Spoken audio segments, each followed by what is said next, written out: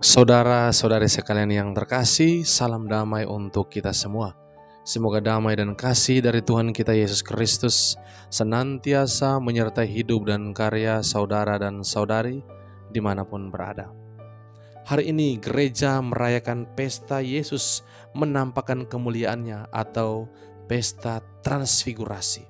Yesus menampakkan kemuliaannya didefinisikan oleh gereja dalam bahasa Yunani itu metamorfosa, yang artinya perubahan wujud secara radikal. Hari ini para murid diajak oleh Yesus naik ke sebuah gunung yang tinggi. Dan di sana Yesus berubah rupa. Wajahnya terang benderang seperti matahari dan pakaiannya putih berkilauan. Putih dan terangnya Yesus tidak sebanding dengan cahaya yang pernah ada di dunia. Saudara-saudari sekalian yang terkasih, untuk memahami peristiwa yang indah ini, kita harus kembali kepada peristiwa perjanjian lama. Yang pertama, kita harus belajar dari kehadiran dua tokoh besar yang mendampingi Yesus, yaitu Musa dan Elia. Mengapa Musa dan Elia? Kalau kita kembali ke perjanjian lama, begitu banyak nabi-nabi besar yang Tuhan utus ke dunia untuk mewartakan kabar gembira Tuhan. Tetapi mengapa Musa dan Elia? Kita lihat secara khusus dalam kitab Kejadian dan Keluaran. Musa diberikan kesempatan oleh Tuhan untuk berjumpa dengan Tuhan di atas gunung yang sama, yang dimana Yesus mengalami perubahan rupa. Di sana ia ingin melihat wajah Tuhan, tetapi Tuhan hanya menampakkan kemuliaannya dari belakang. Sebab barang siapa yang mampu melihat Tuhan, dia akan mati, karena Tuhan mulia dan kudus. Demikian juga Elia. Dia ingin melihat wajah Tuhan, tetapi Tuhan katakan bukan sekarang. Dia mencari Tuhan, pikirnya Tuhan hadir dalam badai dan topan, angin ribut dan hujan.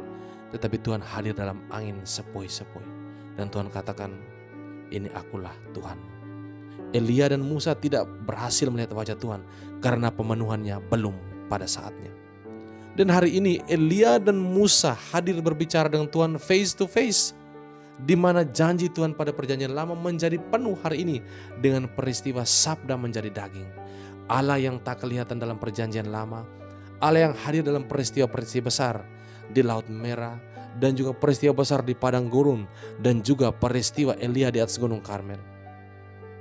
Hari ini menunjukkan dirinya secara jelas kepada Musa dan Elia, sebab sabda sudah menjadi manusia. Allah yang tersembunyi sudah menjadi manusia.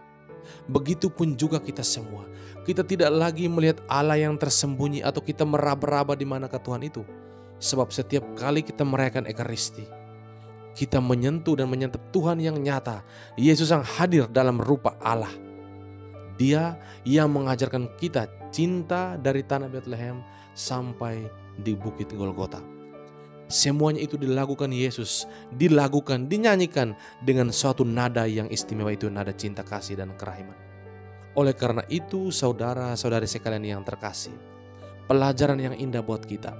Yang pertama-tama, untuk mampu melihat Tuhan, kita harus bersahabat dengan Yesus. Yesus membawa 3 sahabat yang istimewa, Petrus, Yakobus, dan Yohanes. Dan persahabatan dengan Yesus akan membawa kita pada suatu permenungan yang mendalam dalam hidup doa kepada Yesus. Setiap hari Minggu kita semua beranjak menuju gereja di mana kita ingin bersatu dengan Kristus. Dalam persekutuan doalah kita bisa melihat Kristus. Dan hanya dalam perayaan Ekaristi dan doa-doalah kita mampu mengecap indahnya kehadiran Tuhan, bukan pada tempat lain. Saudara-saudari sekalian yang terkasih, kita diajak untuk berdoa senantiasa. Menjadi orang Katolik adalah orang yang senantiasa berdoa. Dan yang kedua, kita diundang untuk menyanyikan lagu yang sama, yaitu cinta kasih. Mari kita bermurah hati, mencintai seturut teladan Yesus.